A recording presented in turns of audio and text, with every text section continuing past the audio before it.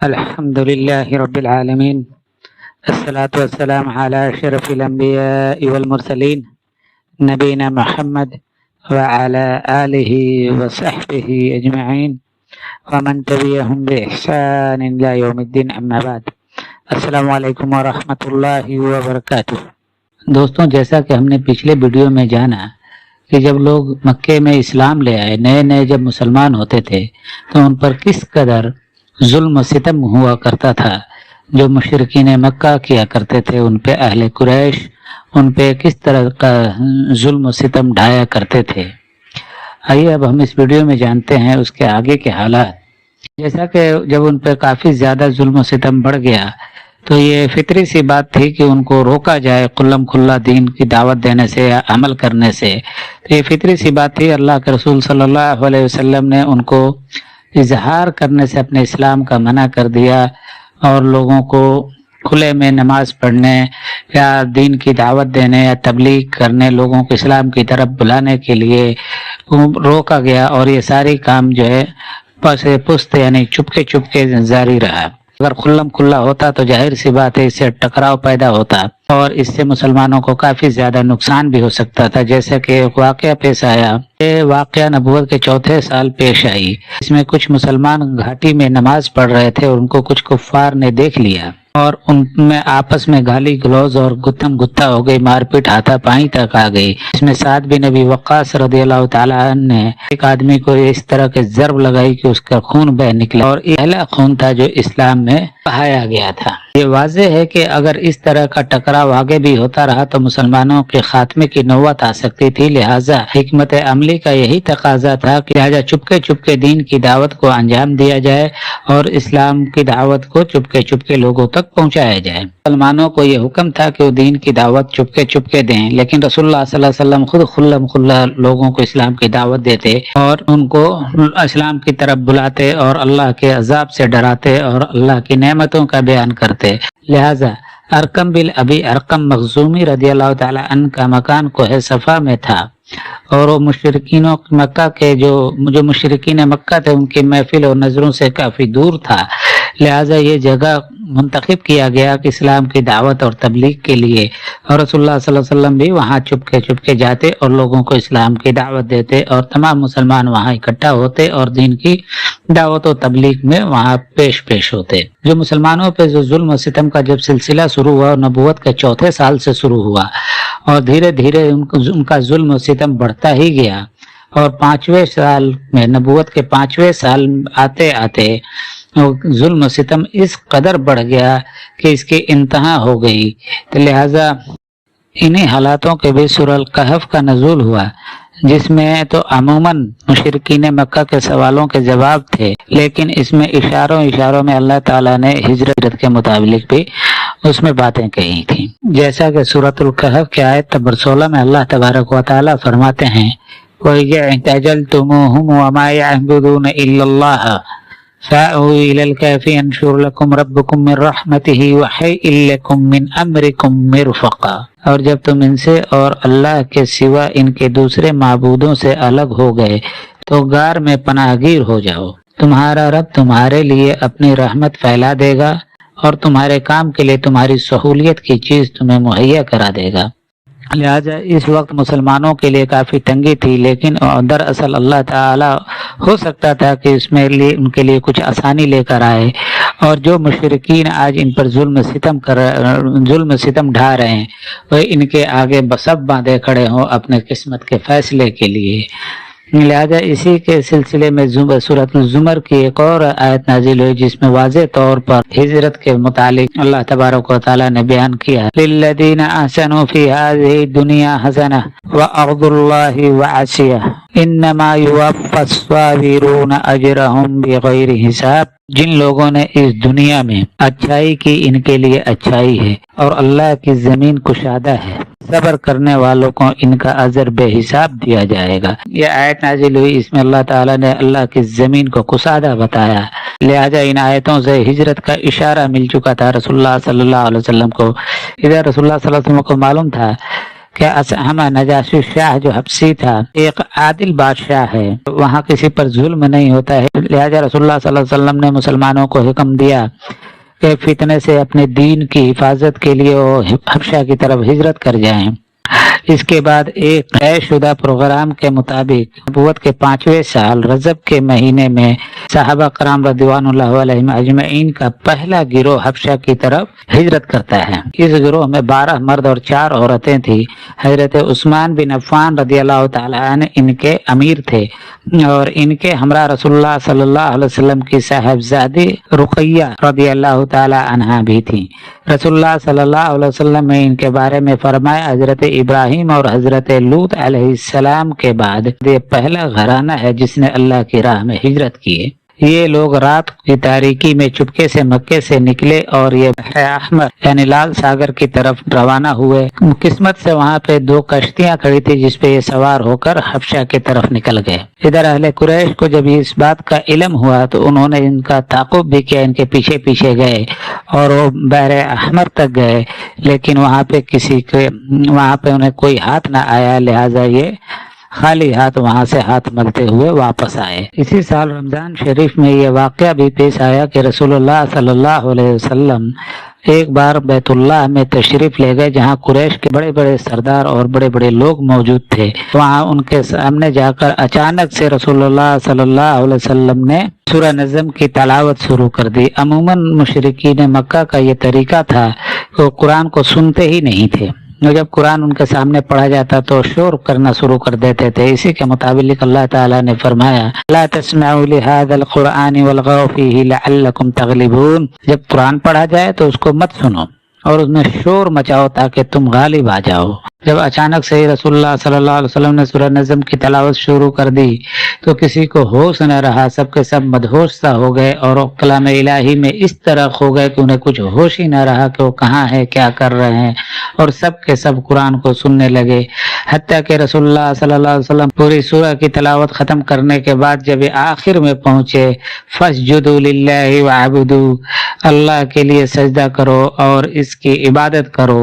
تو آپ صلی اللہ علیہ وسلم نے اس کے ساتھ ہی سجدہ کیا تو اس کے ساتھ ہی تمام کے تمام کفار مکہ سجدے میں گر پڑے۔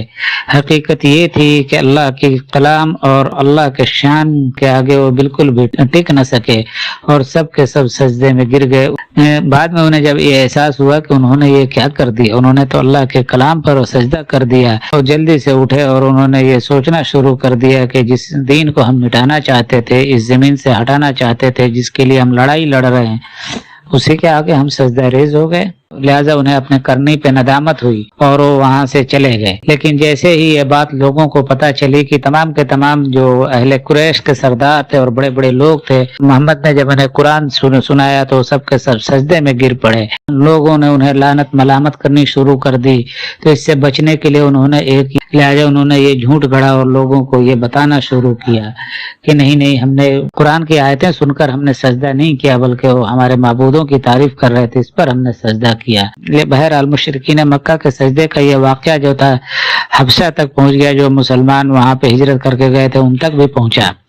اور لیکن یہ بالکل ہی الٹ ان تک یہ خبر پہنچی کہ تمام کے تمام مشرکین مکہ اسلام قبول کر لیے اور سارے مسلمان ہو گئے۔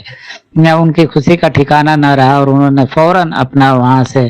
بوریا بستر اٹھایا اور وہ مکے کی طرف چل پڑے۔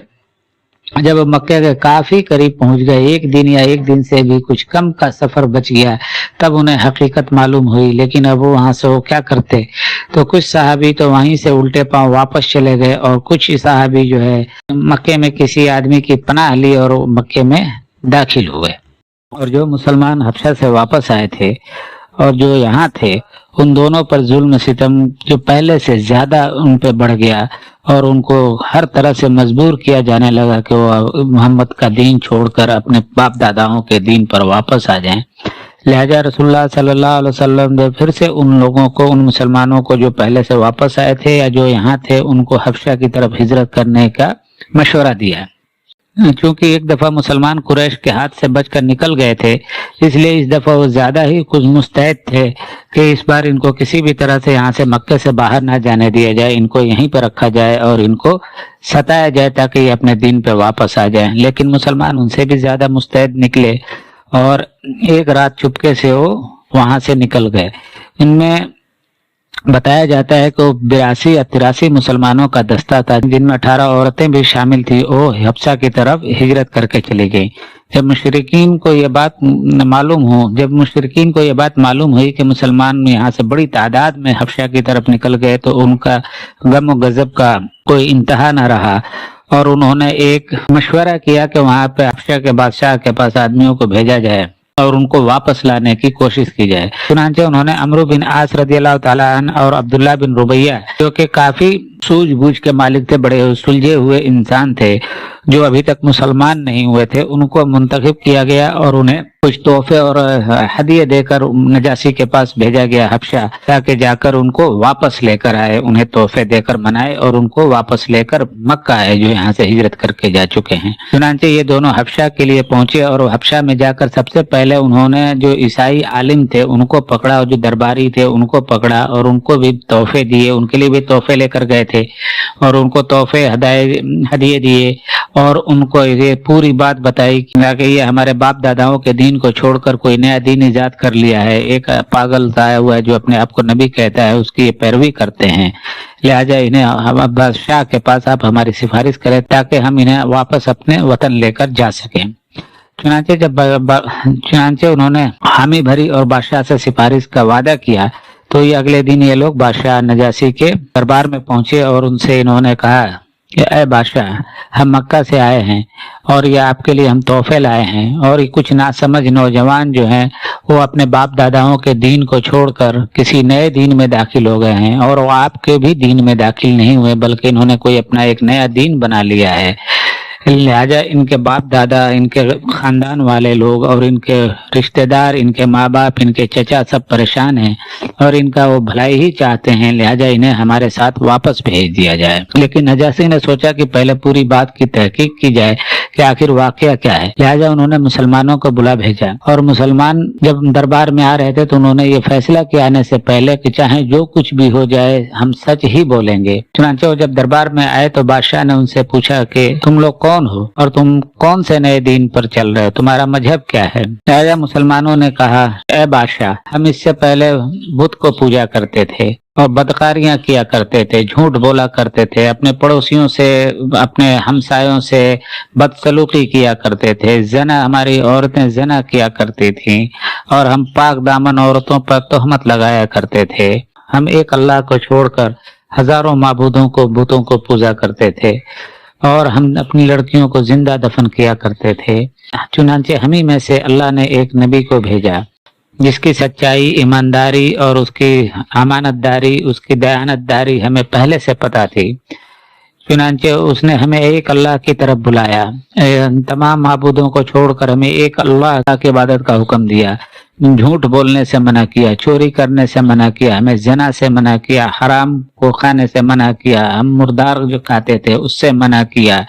اور کہا ایک اللہ کی عبادت کرو اور ان تمام چیزوں کو چھوڑ دو، ان تمام برائیوں کو چھوڑ دو۔ اور جب ہم اس پہ ایمان لے آئے اور ان تمام برائیوں کو چھوڑ دیے تو ہماری قوم ہی ہماری دشمن بن گئی، ہمیں اس قدر مارا ستایا، ہم پر ظلم کے پہاڑ ڈھائے، ہمارے چمڑے ادھیڑے، ہمیں دھوپ میں لٹایا، ہمیں آگ کے انگاروں پر لٹایا، اس قدر ہم پہ ظلم و ستم ہوا کہ ہم مجبور ہو گئے اپنا وطن چھوڑنے پر، اور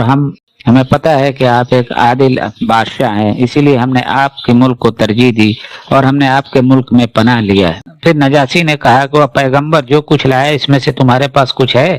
حضرت جعفر نے کہا ہاں۔ نجاشی نے کہا ذرا مجھے پڑھ کر سناؤ۔ حضرت جعفر رضی اللہ تعالیٰ نے سورہ مریم کی ابتدائی آیتیں تلاوت فرمائی۔ نجاشی اس قدر رویا کہ اس کی داڑھی تر ہو گئی، اور اس کے درباری جو تھے، علماء تھے، وہ بھی اس قدر روئے کہ سب کی داڑیاں تر ہو گئیں۔